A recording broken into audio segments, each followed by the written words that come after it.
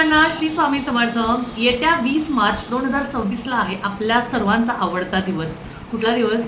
तो म्हणजे स्वामी समर्थ महाराजांचा प्रकट दिन. आणि तुम्हाला सांगते, मी सुद्धा खूप रेडी आहे, मी खूप तयार आहे आपले स्वामी महाराजांच्या पारायणाला सुरुवात करण्यासाठी. मग ते स्वामी चरित्र सारामृत असू दे, किंवा ते श्री गुरुचरित्र असू दे, किंवा ते संक्षिप्त गुरुचरित्र असू दे, किंवा कुठल्याही अजून दुसऱ्या पद्धतीने स्वामींची सेवा करायची असू दे. पण बऱ्याच त्यांचे प्रश्न असतात की ताई, नक्की स्वामींची सेवा करायची कशी, नक्की काय करायचं असतं. म्हणजे मला स्वामींची सेवा करण्याची खूप ओढ लागते, मला स्वामींची खूप सेवा करावीशी वाटते, पण मग नक्की करायचं काय हे आम्हाला सांगा.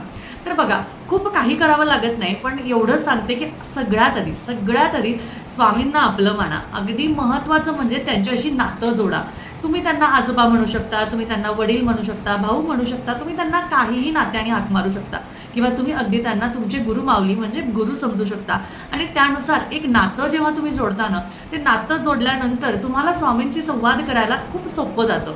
आणि त्यावेळेस तुम्हाला जे काही करायचं असतं ते स्वामींसाठी करायचं असतं, आपल्यासाठी नाही तर स्वामींसाठी करायचं असतं. मग तुम्ही सारामृत करा किंवा तुम्ही 3 अध्याय वाचा, पण जे काही करणार ना ते स्वामींच्या सेवेमध्ये अर्पण करायचं असतं, स्वतःसाठी नाही. कारण ते केल्याने स्वामी आपल्याकडे काहीच ठेवत नाही, तर त्याचं फळच तुम्हाला ते देतात. आता सेवा काय करायची, तर यासाठी असे खूप काही कडक नियम आहेत का, किंवा खूप काही अशा गोष्टी कराव्या लागतात का, हे नक्कीच पुढच्या व्हिडिओमध्ये मी तुम्हाला सांगणार आहे. पण त्याआधी कमेंटमध्ये श्री स्वामी समर्थ नक्की लिहायचं.